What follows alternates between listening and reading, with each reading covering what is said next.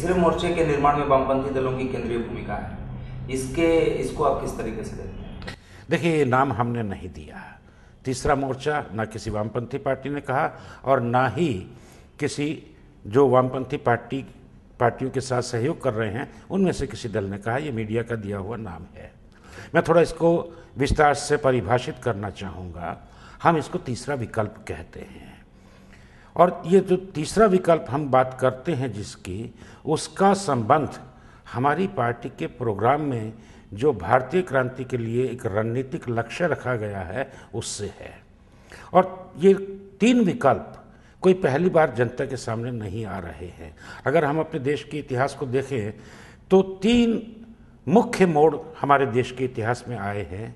1857 में आज़ादी की पहली लड़ाई लड़ी गई, उसमें जनता के सामने तीन विकल्प बिल्कुल स्पष्ट रूप से थे। पहला विकल्प था अंग्रेज़ों की गुलामी को स्वीकार कर लेना। दूसरा विकल्प था अंग्रेज़ों से पहले जो भारतीय शासक वर्ग थे और भारतीय जनता थी उनके बीच का जो अंतर्विरोध था, 1857 की लड़ाई में वो अंतर्विरोध एक तरह से समाप्त हो नीचे चला गया था।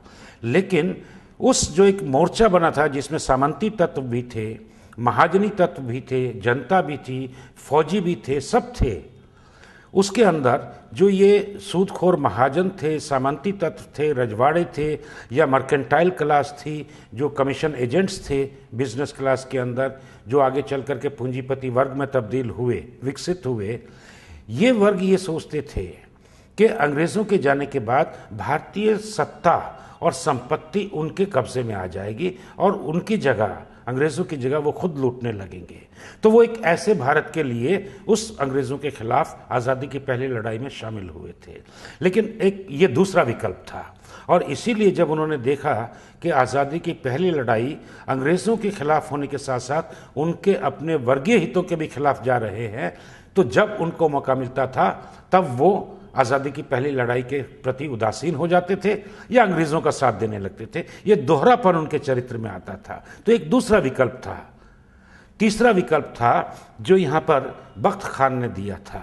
जब यहाँ पर बहादुर शाह जफ़र को बादशाह घोषित किया गया था, उसके बाद एक रेवोल्यूशनरी एडमिनिस्ट्रेटिव काउंसिल बनी थी, चुनी हुई काउंसिल वो थी। उसने जो पहली डिक्री दी थी उसके अंदर उन्होंने कहा था कि भारत के अंदर भूमि सुधार किए जाएंगे, भ्रष्टाचार को समाप्त किया जाएगा, रोज़मर्रा की ज़रूरत की चीज़ों को आसान सस्ते दामों पर लोगों को दिया जाएगा और किसी तरह की लूट खसोट नहीं होगी। और तब के हालात को हम देखें तो किसान बहुत कर्ज में डूबे हुए थे। अंग्रेज़ों ने जो वो किए थे, राजस्व के अंदर परिवर्तन किए थे राजस्व कानून में, तो किसान बहुत कर्जदार थे। और उन्होंने ये भी कहा था जो फौजी थे जिन्होंने शुरुआत की थी इस लड़ाई के, वो बेरोज़गार थे। 75,000 से ज़्यादा फौजी बेरोज़गार हो गए थे, बेरोज़गारी बड़े पैमाने पर थी। तो ये जो डिक्री उन्होंने की थी उसमें जिस तरह के भूमि सुधार, किसानों को राहत देने की बात, रोज़गार को पैदा करने की बात, ये सब बातें कही गई थी। ये एक तीसरा विकल्प उनके सामने था। उस पहली लड़ाई के अंदर अंग्रेज़ जीत गए, यानी पहला विकल्प जो था वो जीत गया। आज़ादी की दूसरी लड़ाई जो 1947 में कामयाब हुई, उसमें भी हमारे सामने, देश की जनता के सामने तीन विकल्प थे।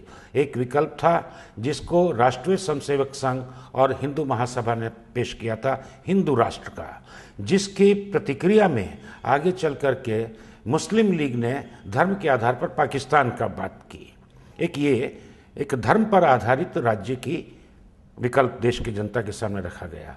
दूसरा एक धर्मनिरपेक्ष भारत का विकल्प जनता के सामने रखा, वो रखा कांग्रेस पार्टी ने, महात्मा गांधी के नेतृत्व में जो आंदोलन चल रहा था। और एक तीसरा विकल्प 1921 में ही कम्युनिस्ट पार्टी ने देश की जनता के सामने रखा था। वो विकल्प था कि ना सिर्फ हमारा मुल्क आज़ाद होगा, धर्मनिरपेक्ष होगा, सामाजिक न्याय होगा, बल्कि भूमि सुधार किए जाएंगे, सामंती और पूंजीवादी शोषण से भी जनता को मुक्ति मिलेगी और आर्थिक आज़ादी भी मिलेगी। ये तीन विकल्प उस समय थे। तो दूसरी जो लड़ाई थी आज़ादी की जो 47 में कामयाब हुई, उसमें दूसरा विकल्प यानी कांग्रेस का विकल्प जीता था। आज हमारा देश राजनीतिक रूप से आज़ाद है, हम स्वतंत्र हैं, हमारे देश के अंदर लोकतंत्र है, लेकिन आर्थिक रूप से हमारी जनता का विशाल बहुमत आज भी स्वतंत्र नहीं है, आज़ाद नहीं है, शोषण रहित नहीं है, सामाजिक न्याय आज भी नहीं है और धर्मनिरपेक्षता पूरी तौर से आज भी नहीं है। तो हम जिस तीसरे विकल्प की बात करते हैं, उस तीसरे विकल्प का अर्थ मैं जो समझता हूं वो आज़ादी की ये तीसरी लड़ाई से है कि जहां जनता हर तरह के शोषण से मुक्त हो जाएगी, धर्म, जाति, प्रांत, भाषा, लिंग के आधार पर किसी का शोषण नहीं होगा। और इसीलिए हमारी पार्टी का ये कहना है कि इस तीसरे विकल्प का केवल इस चुनाव से वास्ता नहीं है, इसके लिए एक बहुत लंबी लड़ाई लड़नी पड़ेगी। चुनाव आएंगे जाएंगे, लेकिन इस तीसरे विकल्प के लिए हमें लगातार लड़ना होगा, उसी से भारतीय जनता को मुक्ति मिलेगी। और इस तीसरे विकल्प की तलाश में हम इन चुनावों के अंदर एक चुनावी मंच देश की जनता के सामने पेश कर रहे हैं, जिसमें वामपंथी पार्टियों के अलावा गैर कांग्रेस धर्मनिरपेक्ष दल है। लेकिन ये जो वैकल्पिक मंच हम जो प्रदान कर रहे हैं देश की जनता के सामने, इसके 3 बुनियादी सिद्धांत हैं, 3 शर्तें हैं जो हमने रखी हैं। पहली कि हमारा देश एक धर्मनिरपेक्ष देश होगा और इसमें धर्म को राजनीति से, सरकार से, राज्य सत्ता से अलग रखा जाएगा, क्योंकि राजनीति का, सरकार का, सत्ता का काम सभी धर्मों और जातियों और प्रांतों और भाषा भाषियों के लोगों की समस्याओं को सुलझाना है, उनके जीवन को बेहतर बनाना है। एक धर्मनिरपेक्ष देश होगा। दूसरी बात कि हमारे देश की जो विदेश नीति होगी वो स्वतंत्र विदेश नीति होगी और साम्राज्यवाद के साथ, विशेष रूप से अमेरिकी साम्राज्यवाद के साथ किसी तरह का भी रणनीतिक गठबंधन नहीं होगा और हम एक नॉन अलाइंड गुट निरपेक्षता की नीति पर चलेंगे। और जो तीसरा इसका सिद्धांत होगा कि जो मौजूदा नव उदारवादी नीतियां सरकार चला रही है, इससे पहले एनडीए की सरकार भी वही आर्थिक नीतियां चला रही थी जो साम्राज्यवादियों के, बहुराष्ट्रीय कंपनियों के और देश के जो बड़े पूंजीपति हैं, बड़े सामंती वर्ग हैं, उनके हित में हैं।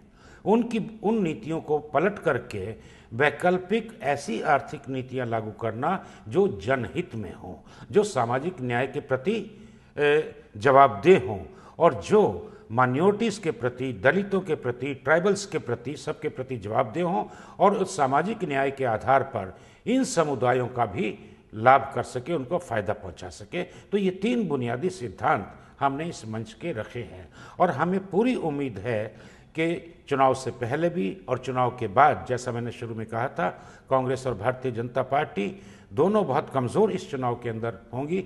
जनता का अपना अनुभव है, वो इनको शिकस्त देंगे और चुनाव के बाद एक नया राजनीतिक परिदृश्य उभरेगा जिसमें आज जो पार्टियां कांग्रेस या बीजेपी के साथ हैं लेकिन वे सांप्रदायिक नहीं हैं, धर्मनिरपेक्ष हैं, वो ज़रूर इस तीसरे मंच की ओर आकर्षित होंगी और ये तीसरा मंच एक वास्तविक जनहितैषी और देश हितैषी, सक्षम और मजबूत सरकार देने में सफल होगा।